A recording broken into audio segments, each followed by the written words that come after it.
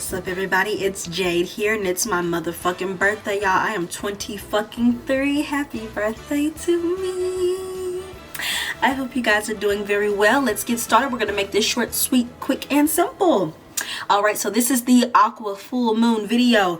The sun is at 11 degrees of Leo, opposite the moon at 11 degrees of Aquarius. The symbolic degree for the 11th degree of Leo represents wealthiness, a life that is very peaceful. It shows that people who do not have children are very prosperous during this time. Opposite the moon in Aqua at 11 degrees. So that shows that we are pushing the boundaries of quarrel. There are going to be a lot of fights that are teetering on the brink of destruction. The symbolic degree for the 11th degree of Aquarius represents two bulls fighting on the edge of a cliff. So, you know, you're fighting and you're about to hit that breaking point. Somebody is going to fall. And so the way that I have been seeing this manifest lately is in the bounds of mothers and children. I have been seeing a lot of mothers give their children to the fathers, actually, and they are going out, they're getting their freedom, they're living their own lives. I don't know if y'all know, but the same way that many fathers often just leave the children with the mother and just go do whatever the fuck they want to do, it's a fucking switcheroo. The mothers are taking their power back. They're leaving their children with their dads, and they're saying, here, you take care of your kid. I'm going to live my life for a bit. The tables are turning right now. Now, outside of that, going back to the quarrels, this is the time to use your head and to think. This is not the time to fight and fight or argue and argue, whatever it is. Knowing that you are teetering on that edge, don't teeter on the edge. Step away from the edge. Aquarius represents separations. Separate yourself. It represents space. Aquarius represents space. Give yourself the space to think. Whatever type of quarrel or anything, any type of argument, any type of legal battle or anything that you might be in over the next 2 weeks, really over the next month, take a step back, give yourself some space before you just charge in like a bull and think about it. There is a danger of physical accidents due to our own strength. And so since this is a full moon opposite the sun in Leo, I think this is especially related to children. So do not let your children or anybody you know, and don't act like a child either. This also goes for anybody who's like, you know, me, and likes to act like a child. Don't, you know, like pull on shit, like don't be pulling on shit and letting kids climb up on shit that they could fall, or letting them teeter-totter on stuff that they know they can't teeter-totter on. Like, this is just the time where accidents can happen because we think we're not as we're heavier than we think we are, we're stronger than we think we are, and that can cause some sort of accident. So be careful about that. Be careful about roughhousing and play fighting. You can have a very serious accident that way as well. All right, so number one, full moon. Full moons represent cultivation, okay? Cultivation of what? Gains. At the 11th degree, the 11th degree is an Aquarius degree. It represents gains. The moon is in Aquarius. That also represents gains. I say gains. Gains. The sun and the moon are making a very tight square to Uranus, which also represents gains. That is a triple influence for gains, gains, gains. Do you hear me right now? All right? And so the moon, the sun, and Uranus are all in fixed signs. Leo, Aquarius, and Taurus. So the fixed signs represent something that takes on a kind of permanent energy. Things are here to stay. Something is changing for good. It's done. Like, whatever it is that's about to happen, whatever change is taking place, whatever disruption may happen in your life, it's here for good. It's here to stay. Now, that doesn't mean that if it's something less favorable that you're just going to be stuck in that energy forever. It just means that you will be dealing with it for a long time. That doesn't mean that you won't be able to combat it. That doesn't mean that things won't get better, but there is going to be some type of permanence to this energy. The things that are happening in August are creating permanence. And then let's remember, going back to gains, that Uranus is at the 10th degree. The 10th degree is a Capricorn degree. So that represents business, enterprise, any type of undertaking, anything that you have been working for, accomplishments. Those are all, you are gaining from that. You are gaining from your accomplishments, from your undertaking. I cannot talk. You're gaining from your undertakings. If you have been working toward it, you will most likely get it. Do you hear me? You will most likely get it. But there's a catch. The catch, this is a full moon, so it's sun opposite moon. Oppositions represent a need for balance. The sun and the moon represent our yin and our yang, our wants and our needs, things coming into a perfect alignment. So this balance must be achieved if you want to see those gains. Do you hear me? This balance must be achieved if you want to see those gains. Okay, so how the fuck do you achieve this balance? What kind of balance do you have to achieve? Remember, this is the moon in Aquarius, and there's the 11th degree at play here. So this balance must be achieved as it relates to Aquarian themes. So ask yourself these questions.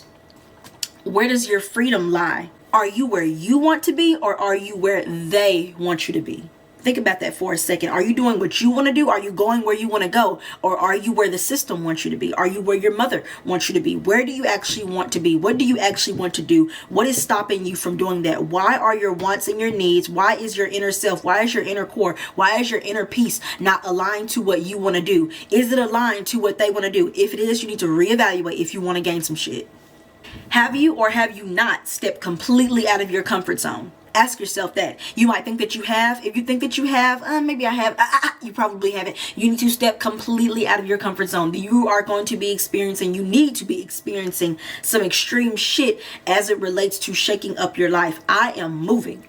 I am moving away from everything I've ever fucking known. I'm not going to be around no family. Ain't going to be no friends. I'm going to be, oh my God, I'm going to be so fucking far away from everything I've ever known in my fucking life. I'm just a small town country ass bitch. I mean, this is going to be some crazy shit. I am stepping completely out of my comfort zone. I know I'm on the right track, and you should be on the right track too. So think about it. Whatever it is you should be doing, whatever it is that you should be separating from, you need to separate from it, and it needs to cause some type of disruption, and it needs to really break you out of your comfort zone. That's what needs to go on. You need to separate from something that's going to take you out of your comfort zone, and it's going to give you the disruption that you need. Moving like this, it's a big disruption. That doesn't mean it's a bad thing. It is disrupting my life because I'm fucking moving so fucking far away, but it's going to be a great thing because I'm going to have many, many gains from that. So if I can do it, you can do it, because I'm scared as hell, but I can do it, so you can do it too.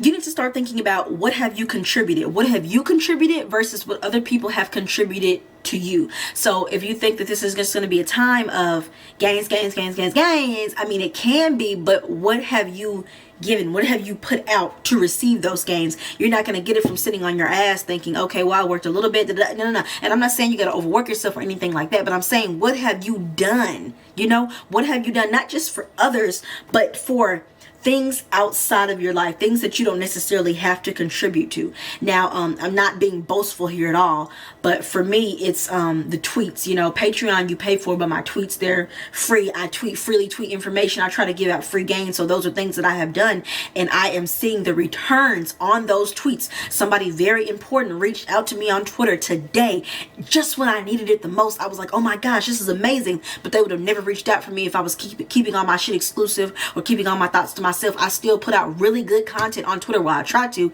even though I do have a Patreon, I still try to give people who can afford it the best of the best as well. You know what I'm saying? And so I am receiving gains on that. So if I can do it, you can do it as well. Side note, this is also a very, very, very good time for crowdfunding. GoFundMe's, what else do people crowdfund for? Let's say you need to buy a laptop for something, ask everybody to donate $2, something like that. Very good time for crowdfunding. Maybe you want to get a birthday gift for somebody. Instead of, like my niece, her birthday was the other day. Instead of spending $100 on what she wanted, I asked my grandfather and my father, could they chip in $30 a piece? That way we all spent $30, but we all got her something. You see how it works? Nobody broke the bank, and she still got what she wanted. So it works. Great time for crowdfunding right now. If and when the balance is achieved, oh my gosh, achieved. Okay, retake. If and when the balance is achieved, some sort of forced event. Why do I say a forced event? This is due to the nature of the fixed signs at play. Remember, Leo, Aquarius, and Taurus are at play. If and when the balance is achieved, some sort of forced event will come about and will concentrate into an intense change. So if you can achieve this balance, look to see where the 11th degree of Leo and where the 11th degree of Aquarius fall in your chart. If you can achieve a balance between those two houses, there will be some sort of much needed change, some sort of disruption that will occur in the house that Taurus is in. Some type of external event is most likely to occur. Now, an external event, that doesn't just have to mean like something like... It doesn't have to be like that. It can just be something that is seeable by all, something you can clearly see, recognize, understand, write about, and that, like I said, it doesn't have to be all up in your fucking face, but it can be something that you can write home about. Like, you know what? Wow, that event caused that change, and I see how I was a little frustrated there, but you know. And remember, even though I'm talking to you, these things that I'm talking about could be happening to other people in your life. This doesn't mean that you're about to go through all this yourself. Most likely you will, but it can also be other people in your life, and most likely if it is somebody else in your life, it will in turn affect you. All right, you guys, so I tried to do that as quickly as possible. I wanted to keep your attention. I wanted to get straight to the point, and I wanted to give you the information. Please, I don't know, I don't know what I was gonna say. I forgot. But thank you so much for watching this video. I don't know why I was saying please. Why was I saying please? I think I was gonna say, oh, I was gonna say please leave a comment and a like. I cannot remember. Please leave a comment and a like. You know what I'm saying, for your girl. It's my birthday, you know, let me know how you feeling, you know.